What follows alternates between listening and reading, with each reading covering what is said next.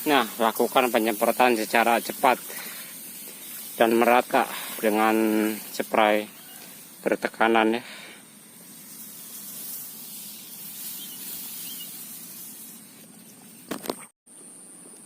Nah, oke, assalamualaikum warahmatullahi wabarakatuh. Di kesempatan kali ini kita melakukan penyemprotan ataupun melakukan penyepraian pada tanaman padi ya. Sebenarnya ini sudah sangat lambat ya, harusnya dari kemarin-kemarin karena belum sempat kita menyemprotnya.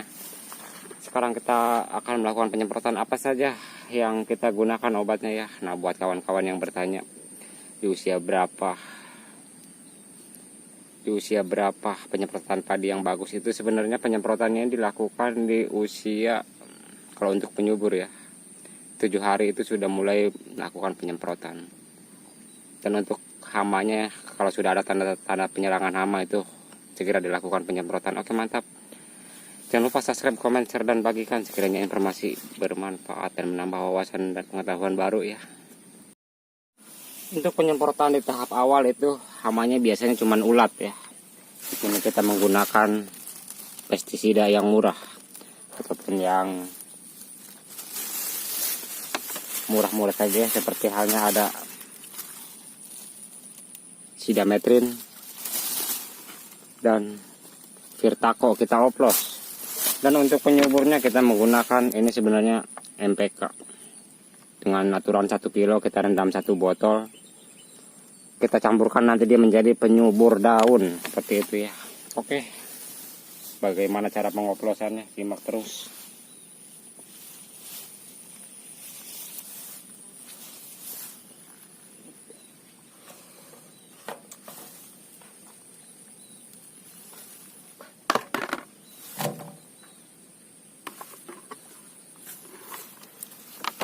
Untuk pengoplosan penyuburnya kita menggunakan kira-kira 1 gelas ataupun segini.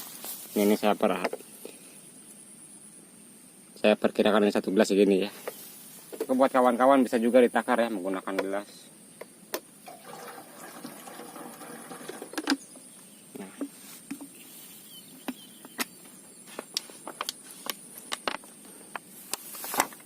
Dan untuk obat seperti ini memerlukan pengetahuan dan penanganan khusus ya. Buat kawan-kawan yang tidak terbiasa, sebaiknya harus ada pemandu ataupun ada pengetahuan khusus ya.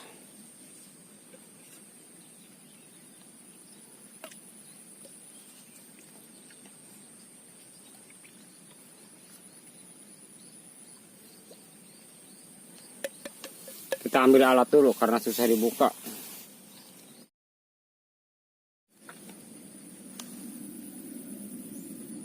Nah, oke, sekarang kita telah mengambil alat. Ini sangat-sangat keras ya karena dia emang terkunci. Sebenarnya obat jenis ini sangat-sangat bagus untuk ulat, semut, karena baunya sangat tidak disukai oleh hewan. Auto ngacir belalang.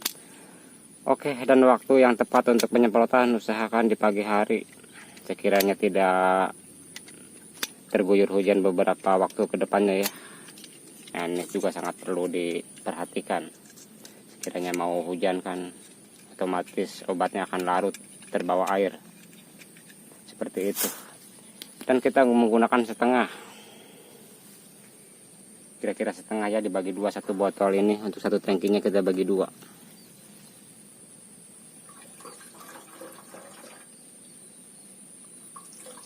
Karena saya sudah terbiasa menangani hal-hal seperti ini,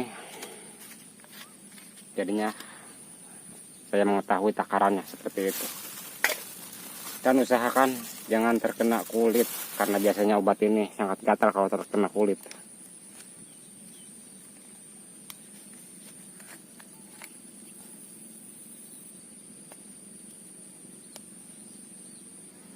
Dan ini obat hama juga.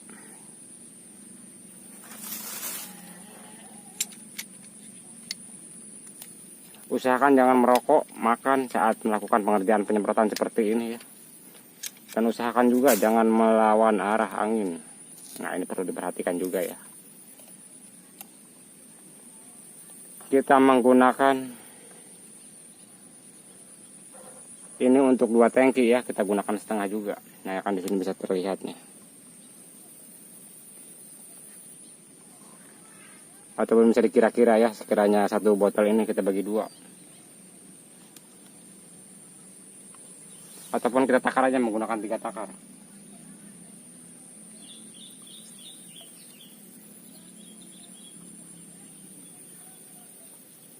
Nah, menggunakan 3 takar ya. Tutupnya di sana kita bersihkan dulu karena ini sangat-sangat kental pekat.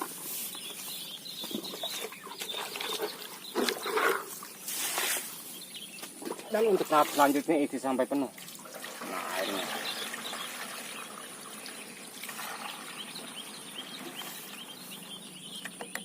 Nah, kita tadi mencuci tutup ini dulu ya. Nah, jadi seperti ini. Tidak ada obat yang terbuang ke area sekitar. Penanganan perlu dilakukan ya. Oke, kita isi sampai penuh. Oke, saatnya melakukan penyempraian pada tanaman padi ini. Nah,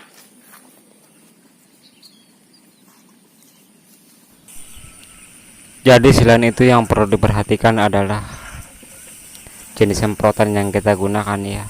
Dan jenis semprotan yang seperti ini saya rasa cukup bagus karena mampu mendapatkan tekanan yang kita butuhkan ya. Jadi hasil akhirnya air yang keluar itu seolah-olah mengembun, dan ini sangat-sangat bagus buat penyebaran zat pupuk ataupun zat pestisida, racun untuk hama, semut ataupun belalang ya, seperti itu.